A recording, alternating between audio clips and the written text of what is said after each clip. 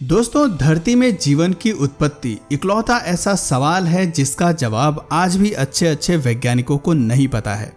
हालांकि हम लोगों को चार्ल्स डार्विन ने अपनी थ्योरी ऑफ एवोल्यूशन के सहारे बहुत कुछ बताने की कोशिश की, लेकिन ये उस स्तर का पेचीदा सवाल है जिसको कोई भी जवाब इतनी आसानी से अपने अंदर नहीं दबा सकता। जब चार्ल्स डार्विन ने अपनी थ्योरी ऑफ एवोल्यूशन दुनिया के सामने रखी तो काफ़ी लोग इससे सहमति बना रहे थे, पर वहीं दूसरी ओर कई लोग इस जवाब से असंतुष्ट थे और उन्हें ऐसा लग रहा था कि ये पूरी कहानी बेबुनियाद है और ये कड़ी वास्तविकता में तो कहीं और से जुड़ी हुई है।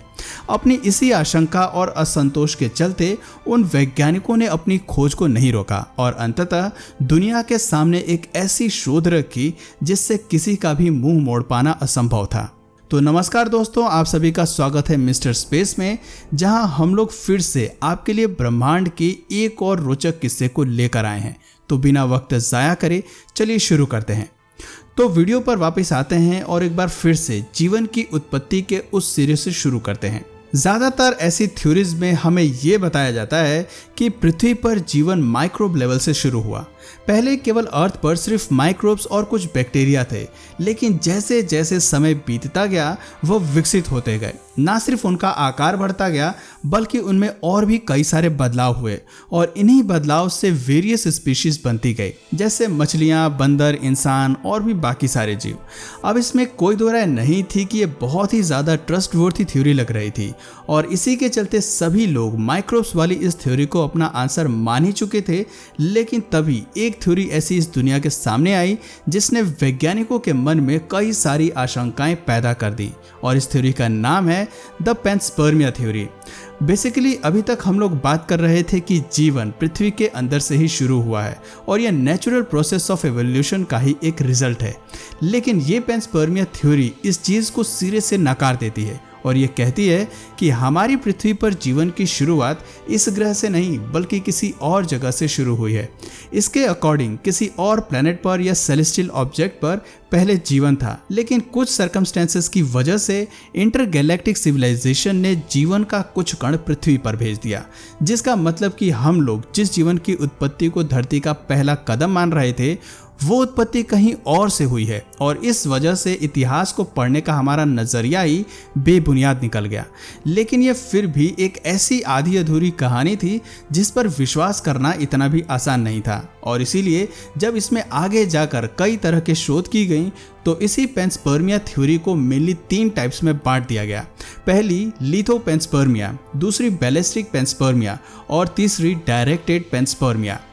लिथोपेंस्पर्मिया कहती है कि जीवन को पनपने के लिए या फिर जीवन की शुरुआत के लिए जो भी ज़रूरी तत्व है वो किसी दूसरी आकाशगंगा या फिर हमारे सौरमंडल के बाहर के इलाके से हमारी धरती पर आए हैं। जैसा कि आप लोग जानते ही हैं कि अंतरिक्ष की हार्श कंडीशन किसी भी चीज़ के सर्वाइवल के लिए बहुत ही मुश्किल और कठोर है, जिसके कारण अंतरिक्ष में मौजूद ये तत्व पनप नहीं पाते और अंतरिक्ष में तब तक घूमते रहते हैं जब तक कि इन्हें कोई ऐसा ग्रह या फिर कोई ऐसी जगह ना मिल जाए जो इनके सर्वाइवल के योग्य हो। और जब इन्हें कोई ऐसी जगह मिल जाती है तो ये वहीं पर अपना ठिकाना बना लेते हैं और आगे तो आप समझदार हैं ही, वहीं पर एक नए जीवन की शुरुआत हो जाती है। अब जाहिर है कि लोग साइंस से ताल्लुक़ तो रखते हैं, उनके दिमाग में ये सवाल ज़रूर आएगा कि अंतरिक्ष में जाने के बाद ऑलमोस्ट हर जिंदा जीव की मौत हो जाती है, फिर इतने दिनों तक अंतरिक्ष में घूमते हुए भी जिंदा रहना इन कणों के लिए कैसे मुमकिन है? इसका भी एक बहुत ही इजी सा आंसर है। साइंटिस्ट ने हमारी पृथ्वी पर ही ऐसे कई सारे माइक्रोब्स खोजे हैं जो कई सैकड़ों डिग्री सेल्सियस की गर्मी को बर्दाश्त करने के काबिल हैं और उन्होंने ऐसे माइक्रोब्स भी एक्सपेरिमेंट में पाए हैं जो -150 डिग्री सेल्सियस का तापमान भी झेल सकते हैं। इन शॉर्ट ऐसे कई सारे बैक्टीरियाज अभी तक पाए जा चुके हैं जो कि स्पेस की ऑलमोस्ट हर कंडीशन को सरवाइव करने के लायक होते हैं। तो ऐसा होना बिल्कुल इम्पॉसिबल नहीं है, लेकिन हाँ थोड़ा रेयर ज़रूर है। दूसरे नंबर पर आता है बैलिस्टिक पेंस्पर्मिया। अब ये पेंस्पर्मिया का सबसे फेमस टाइप है।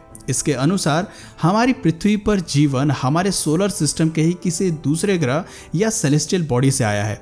अब यह सेलेस्टियल बॉडी कोई चंद्रमा भी हो सकता है और कोई उल्का पिंड भी। वैज्ञानिक पेंस्पर्मिया के इस टाइप पर ज़्यादा बिलीव करते हैं और इस बात के 2 मुख्य कारण हैं। पहला ये कि अभी तक मंगल और बाकी ग्रहों समेत कई सारे चंद्रमाओं में भी ऐसे कई रिसोर्सेज पाए गए हैं जिनके हिसाब से ये कहा जा सकता है कि सालों पहले यहाँ पर भी पृथ्वी जैसे हालात थे या फिर यहाँ पर एक दूसरी पृथ्वी बसाई जा सकती थी। दूसरा, जिस तरीके से सूरज के चारों ओर ऑर्बिट में प्लैनेट्स अपना रेवोल्यूशन कंप्लीट करते हैं, ऐसी पोजीशन काफ़ी बार आती है कि मंगल ग्रह से पृथ्वी पर किसी भी एस्ट्रॉयड के थ्रू ट्रांसमिशन किया जा सके। सुनने में ये भले ही मजाक लगे, लेकिन आपको जानकर हैरानी होगी कि पृथ्वी पर ज़्यादातर माइक्रोब्स एस्ट्रॉयड के थ्रू ही आए हैं। यही नहीं, आज भी अगर अंतरिक्ष से कोई छोटा सा टुकड़ा पृथ्वी पर गिरता है तो उससे साइंटिस्ट को किसी न किसी नए जीवाणु के बारे में ज़रूर पता चलता है। और यही नहीं, बल्कि इसी बैलिस्टिक पेंस्पर्मिया के अकॉर्डिंग यह भी कहा जाता है कि पृथ्वी पर ट्रांसमिशन का कोई दूसरा चरण नहीं है, बल्कि ये एक साइकिल है जो एक प्लैनेट से दूसरे प्लैनेट पर ब्रह्मांड की सभी जगहों में चलती चली जा रही है। जैसे मान लीजिए अभी ये चीज़ मंगल से पृथ्वी पर आई है, कुछ सालों बाद अगर कोई और ग्रह पृथ्वी से ज़्यादा फेवरेबल कंडीशन में होगा तो शायद जीवन का कोई तत्व यहाँ से उस ग्रह में चला जाए। रियल लाइफ एग्जाम्पल के लिए मान लीजिए कि लाइफ एक ग्रह से दूसरे ग्रह पर कंडीशन के हिसाब से डिलीवर होती रहती है। क्या पता पहले मानव सभ्यता मंगल ग्रह पर ही रहती हो, लेकिन जब वहां पर रिसोर्सेज और कंडीशन खराब होने लगी तो उन्हें जानबूझकर पृथ्वी पर आना पड़ा हो।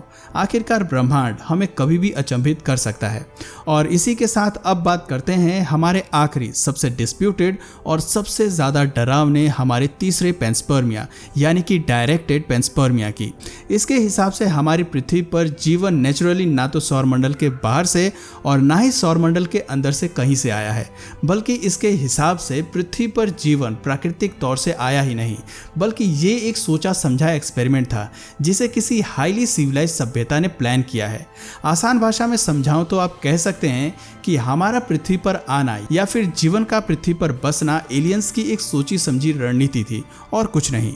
अब जाहिर सी बात है कि अभी तक वैज्ञानिक इस बात पर विश्वास नहीं करते हैं, क्योंकि अभी हमें इस बात के पूर्णतः पुष्टि नहीं है कि असल दुनिया में एलियंस होते भी हैं या नहीं, और अगर होते भी हैं तो क्या ये सच में हमसे एडवांस हैं या नहीं। ये सभी कुछ ऐसी बातें हैं जिनकी जब तक पुष्टि नहीं हो जाती हम लोग उनके बारे में किसी भी तरह की टिप्पणी नहीं कर सकते। और इसका सीधा मतलब ये है कि जब तक हम लोग किसी जिंदा एलियंस को अपने सामने नहीं देख लेते तब तक इस बात की कल्पना करना भी मुश्किल है कि डायरेक्टेड पेंस्पर्मिया सच है भी या नहीं। पर अगर ये बात सच निकली तो इससे ज़्यादा खौफनाक चीज़ मानव सभ्यता के लिए कोई नहीं होगी, क्योंकि इसका सीधा मतलब ये होगा कि हम लोग कभी आज़ाद थे ही नहीं और आगे आने वाले भविष्य में भी हम किसी दूसरी सभ्यता के प्यादे ही बने रहेंगे और कुछ नहीं। वैसे तो वैज्ञानिकों ने इन तीनों भागों को जीवन की उत्पत्ति की गुत्थी को सुलझाने के लिए बनाया था, पर यह गुत्थी पूर्णतः तब तक नहीं सुलझेगी जब तक इन तीनों में से कोई भी सिनेरियो सही नहीं निकलता है। क्योंकि सवाल तब भी यही रहेगा कि अगर हमारी धरती तक जिंदगी कहीं और से आई है तो फिर उस ओरिजिन पॉइंट पर जिंदगी कहाँ से आई होगी। आखिर इस ब्रह्मांड में ऐसा क्या हुआ होगा कि जिंदा जीवों की ओरिजिनेशन हुई। हमने ब्रह्मांड में पानी कैसे आया, हवा कैसे आई, इन सभी बातों के बारे में अलग अलग शोध करके इनके पुख्ता जवाब पा लिए, पर अपने जीवन के बारे में ही आज तक अज्ञानता से भरे रहना कहीं ना कहीं हमारे पूरे विज्ञान को चुनौती दे रहा है। खैर, आपको क्या लगता है कि जीवन की उत्पत्ति सबसे शुरुआती दौर में कैसे और कहां से हुई होगी, और पेंस्पर्मिया थ्योरी के कौन से टाइप के सच निकलने के ज़्यादा चांसेस हैं? अपने विचार हमें कमेंट सेक्शन में ज़रूर बताइएगा। आज की वीडियो में बस इतना ही। अगर इस वीडियो से आपको कुछ नया जानने या सीखने को मिला या फिर इंटरेस्टिंग लगा तो प्लीज़ इस वीडियो को एक लाइक करके अपने फ्रेंड्स और फैमिली में से ज़रूर शेयर करें। और यदि आप इस चैनल पर नए हैं तो प्लीज़ इस चैनल को सब्सक्राइब करके बेल नोटिफिकेशन आइकन को ऑन कर लीजिए ताकि हमारे आने वाले वीडियोज़ आप मिस ना करें। मिलते हैं फिर किसी वीडियो में नए टॉपिक के साथ, तब तक के लिए नमस्कार।